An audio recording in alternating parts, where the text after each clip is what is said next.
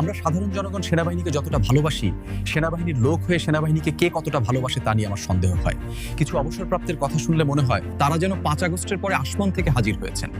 বাংলাদেশে তো শুধু সেনাবাহিনীই নেই, আরও সরকারি চাকরিজীবী আছে, সিভিল সোসাইটি আছে, পুলিশ আছে। তাদের অপকর্ম, দুর্নীতি কিংবা হাসিনার পা চাটার অভ্যাস এগুলো কোনোভাবেই সেনাবাহিনীর চেয়ে কম ছিল না, বরং অনেক ক্ষেত্রে বহুগুণ বেশি ছিল। কিন্তু তাদের অবসরপ্রাপ্তদের মুখে নিজের প্রতিষ্ঠানের বিরুদ্ধে একটি নেতিবাচক কথাও শোনা যায় না, কারণ তারা জানে থুথু উপরে ছিটালে নিজের ঘাড়েই পড়ে। কিন্তু সেনাবাহিনীর কিছু অবসরপ্রাপ্তরা এই সাধারণ বোধটুকুও বুঝতে চায় না।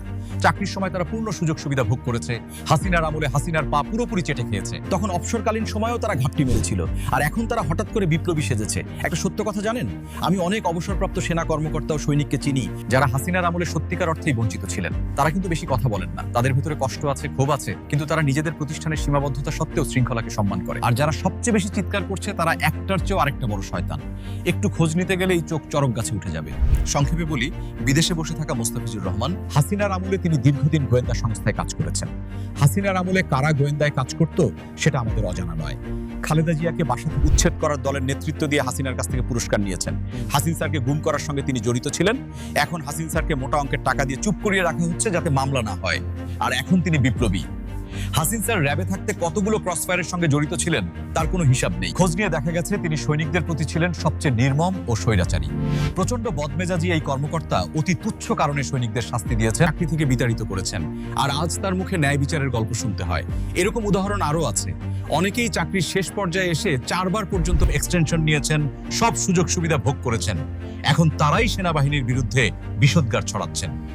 সাবেক সেনাপ্রধান ইকবাল করিমের কথাও না বললেই নয়, তাকে সবাই শ্রদ্ধা করে। আইসিটিতে গিয়ে তার সাক্ষ্য খুনি জিয়াউল হাসানকে বিচারের কাঠগড়ায় দাঁড় করাতে সহায়তা করবে, এটি অবশ্যই প্রশংসনীয়। কিন্তু একই সঙ্গে তিনি সেনাবাহিনীর নামে এমন কিছু কথা বলেছেন যা অত্যন্ত হঠকারী ও অপরিণামদর্শী।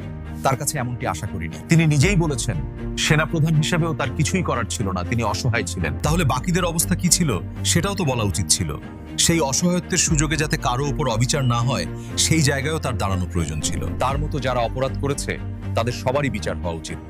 সবশেষে বলতে চাই, 5 আগস্টের পরে সেনাবাহিনীর সবচেয়ে বড় ক্ষতি করেছে এই কিছু অবসরপ্রাপ্ত অফিসার, যারা তাদের উস্কানি দিচ্ছে, যারা তাদের হাতিয়ার বানিয়ে দেশকে অরাজক পরিস্থিতির দিকে ঠেলে দিতে চায়, তারা ধরাছোঁয়ার বাইরে থেকেই যাচ্ছে।